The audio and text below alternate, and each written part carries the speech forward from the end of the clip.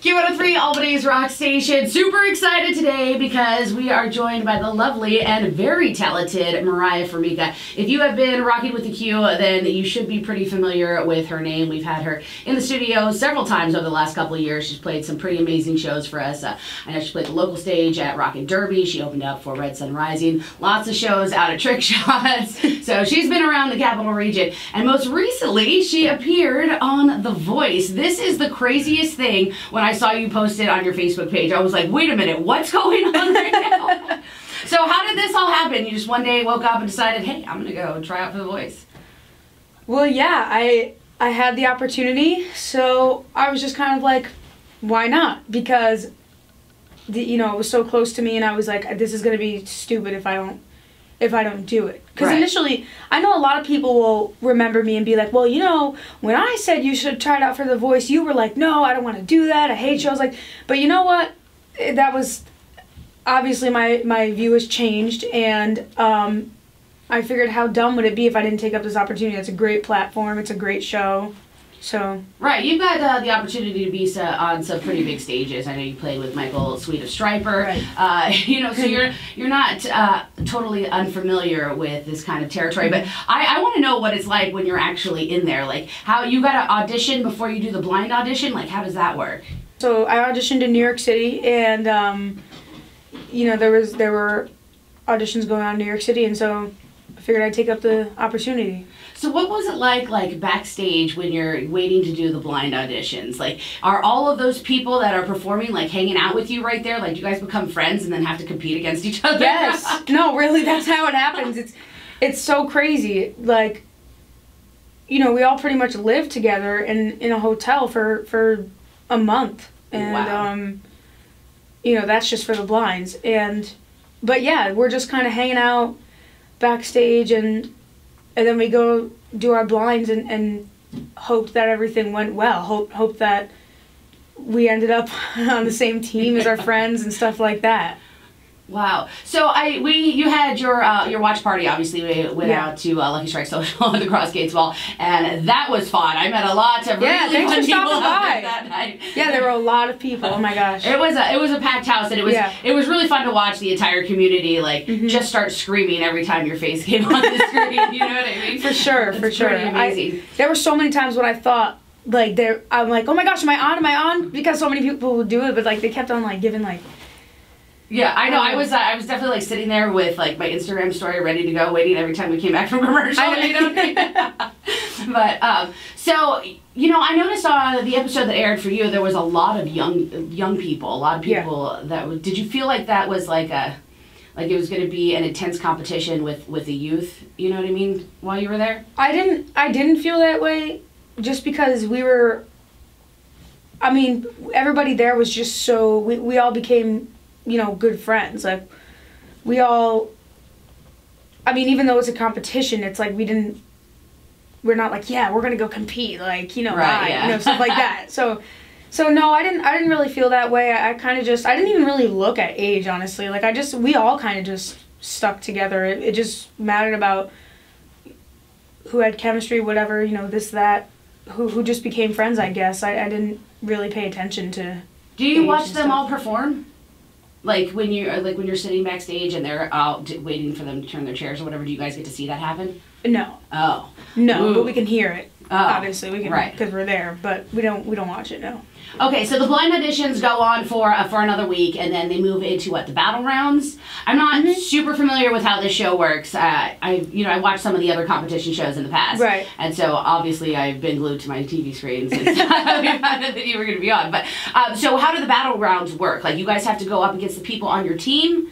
Yeah. So the battle rounds so you start with your team, the coach picks, pairs you with somebody on your team, with another person on your team, and then picks a song for you guys to do, and that's how it goes. You guys sing a song together. But who votes you off? Is it the other judges? How does that happen? No, it's your coach. The other coaches give their kind of 2 cents, and they can help you, give their 2 cents to kind of help you come to a decision, but you know, eventually if you're the coach, you have to make the decision. So that's kind of hard. Oh, like, yeah. Deciding I want to be in that deciding position. who leaves your team and stays, like, that's pretty hard. Yeah, and that sucks when you, like, were so gung-ho about, like, putting everybody on your team. Exactly. So, speaking of teams, you know, in your story, you were like, yeah, I'm going for Adam, like, I'm in. I know, and then you're like, and I pick Team Miley. And we were like, what? I know, I think everybody was so surprised. There were only a select few people that were like, you know what, I had a feeling you were going to go with Miley. But the reason why I picked Miley was because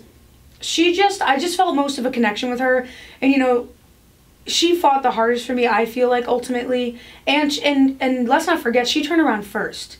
Right. You know, she recognized, she heard something in me. Not that the other coaches didn't, but she acted on it real fast. I didn't have to hit some big high note just for her to realize, you know what I mean? Right, yeah. And I really respected that. And also when she said, you know, I got my start when I was way younger than you, and you're so young, you're 16, I really feel like I can help you kind of navigate how to be in the industry as such a young kid. And that really stuck with me. Right, absolutely.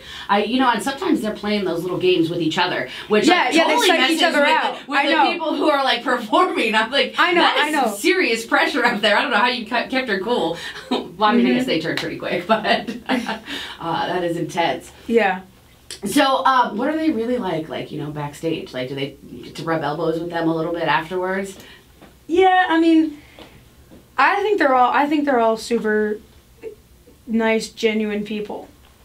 Obviously. So, is Miley like as loud as she comes across sometimes? Yeah. I just feel like her voice is so powerful. Actually, you know what I mean? Like, it is. It's so like bassy, but not at the same time. And she but I love Miley. She's so genuine and sweet and just. So when you did your performance on The Voice, you chose Hearts Crazy on You. Why was that the song that you picked to go up there and perform? Well, I chose Crazy on You because first of all, I love Heart. I mean, somebody who loves rock and roll, who doesn't love Heart? I mean, I don't think I've met one person that doesn't love Heart. And I felt like that was a song that could really display, just show the basics of what I am. I'm a rock and roll artist.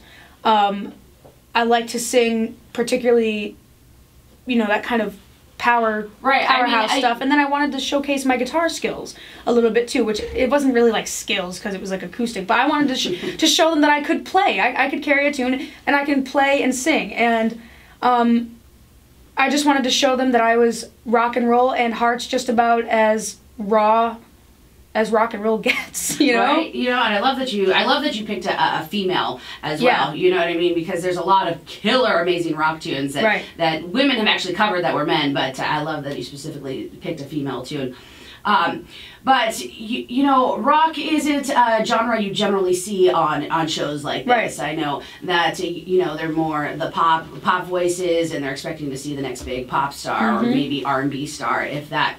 What are you planning on trying to bring the rock back? Like, are you going to continue to perform tunes, or do they pick tunes for you? How does that work from here on out? Yeah, I totally wanted to do this show because one of the huge reasons was because there weren't really a lot of rock people, and especially I don't think there's been one hard rock 16-year-old on there. I don't think there has been one. And you know, to me, that was an opportunity that I saw, because I think age has a lot to do with stuff, obviously, you know? So I see a lot of kids my age that are very drawn to me, and I think a lot of it is because I'm with them. They see me as, look, you're with me, you're going through what I'm going through. I can do this if I wanted to, and that's what I want. But also, I do want to bring rock back. I want to bring it so that it's a little bit more mainstream. I want people to, I just want there to be an equal balance of every genre. I don't want to see the charts just filled with, you know, mainly pop stuff. But there's something to be said too about, like, you know, when a rock musician gets up and plays, they're sitting there, they're playing all of their instruments. Right. You know what I mean? They have literally learned a craft. I think a lot of times with pop music, not that I don't love pop music, don't get me wrong, but like it gets overproduced, and there's 800 writers on it, you know, and there's something to be said about seeing a live show where there is somebody up there playing an instrument and then singing their heart out. Right, and I think, and to kind of elaborate on that point, I just think that and a lot of pop artists, I think, if you have like a hit pop song or whatever, it can still be a great song, but I feel like unfortunately a lot of the talent gets lost because it's just so basic. And so why not put your best self forth and play your instruments and do crazy things with your voice? Because that's what makes people feel, not just overproduced stuff. You know, I don't know. That's how I look at things. I don't want somebody's beautiful talent to get lost and buried in an overproduced song. Right, exactly. You know, it's funny, I had posted something about, when after we found out who you chose, whose team you chose, and I posted something on my Facebook page, and a couple days later, a friend of mine finally watched the episode, and she was like, oh my God. And she lives in like central Pennsylvania. She's like, oh my God, I watched her, she was so good. She's like, I literally just got chills. And I was like, let me tell you, the first time Moriah stopped by the Q Studios, it was like me and her and our camera girl, and she was like literally playing to just me, and the camera girl and I looked at each other and we're like, oh my God. So like, this girl is the real deal right here, and we're hoping that you take it all the way. I think you have the ability to do it, and can't wait to see you bring home the win. Of course, we'll have to get to those battle rounds first. Exactly. So we've got another round of blind auditions going off this week, and then the following week the battle rounds will start. You can catch The Voice on Monday nights at 8 p.m. here in the Capital Region. Mariah, thank you so much for stopping by today. Thank you so much.